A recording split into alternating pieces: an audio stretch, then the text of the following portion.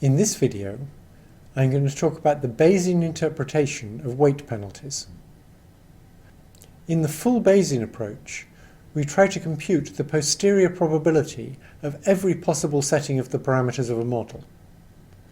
But there's a much reduced form of the Bayesian approach, where we simply say, I'm going to look for the single set of parameters that is the best compromise between fitting my prior beliefs about what the parameters should be like and fitting the data I've observed. This is called maximum a posteriori learning, and it gives us a nice explanation of what's really going on when we use weight decay to control the capacity of a model.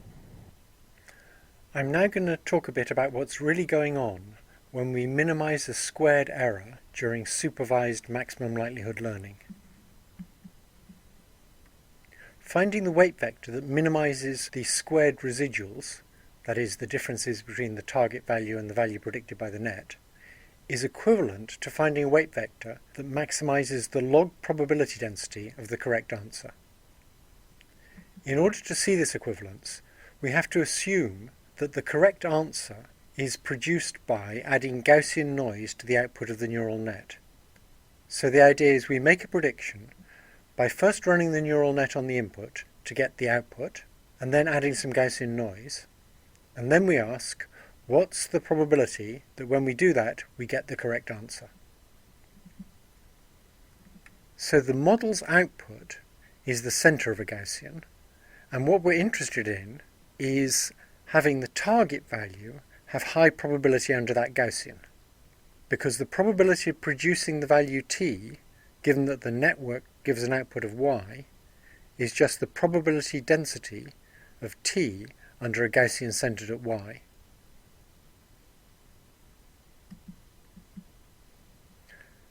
So the math looks like this.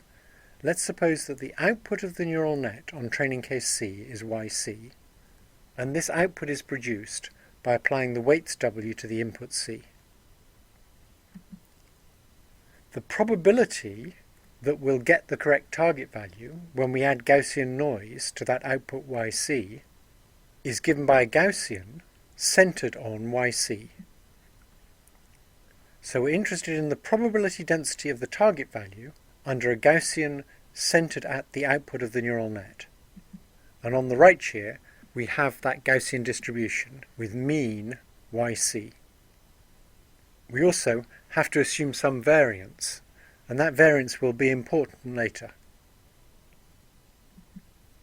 If we now take logs and put in a minus sign, we see that the negative log probability density of the target value tc, given that the network outputs yc, is a constant that comes from the normalizing term of the Gaussian, plus the log of that exponential, with a minus sign in, which is just tc minus yc squared, divided by twice the variance of the Gaussian. And so what you see is that if our cost function is the negative log probability of getting the right answer, that turns into minimizing a squared distance. It's helpful to know that whenever you see a squared error being minimized, you can make a probabilistic interpretation of what's going on, and in that probabilistic interpretation, you'll be maximizing the log probability under a Gaussian. So the proper Bayesian approach is to find the full posterior distribution over all possible weight vectors. If there's more than a handful of weights, that's hopelessly difficult when you have a nonlinear net. Bayesians have a lot of ways of approximating this distribution, often using Monte Carlo methods. But for the time being, let's try and do something simpler. Let's just try to find the most probable weight vector. So the single setting of the weights that's most probable, given the prior knowledge we have, and given the data. So what we're going to try and do is find an optimal value of w by starting with some random weight vector, and then adjusting it in the direction that improves the probability of that weight vector given the data. It'll only be a local optimum. Now, it's going to be easier to work in the log domain than in the probability domain. So if we want to minimize a cost, we'd better use negative log probs. Just an aside about why we maximize sums of log probabilities, or minimize sums of negative log probs. What we really want to do is maximize the probability of the data, which is maximizing the product of the probabilities of producing all the target values that we observed on all the different training cases. If we assume that the output errors on different cases are independent, we can write that down as the product over all the training cases of the probability of producing the target value, TC, given the weights. That is, the product of the probability of producing TC given the output that we're going to get from our network if we give it input C and it has weights W. The log function's monotonic, and so it can't change where the maxima are. So instead of maximizing a product of probabilities, we can maximize a sum of log probabilities. And that typically works much better on a computer. It's much more stable. So we maximize the log probability of the data given the weights, which is simply maximizing the sum over all the training cases of the log probability of the output for that training case given the input and given the weights. In maximum a posteriori learning, we're trying to find the set of weights that optimizes the trade-off between fitting our prior and fitting the data. So that's Bayes' theorem. If we take negative logs to get a cost, we get that the negative log of the probability of the weights given the data is the negative log of the prior term and the negative log of the data term and an extra term.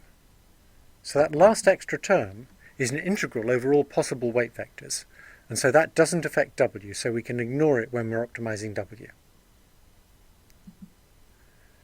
The term that depends on the data is the negative log probability of the target values given W, and that's our normal error term.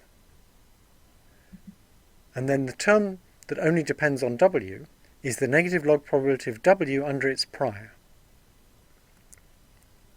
Maximizing the log probability of a weight is related to minimizing a squared distance, in just the same way as maximizing the log probability of producing the correct target value is related to minimizing a squared distance.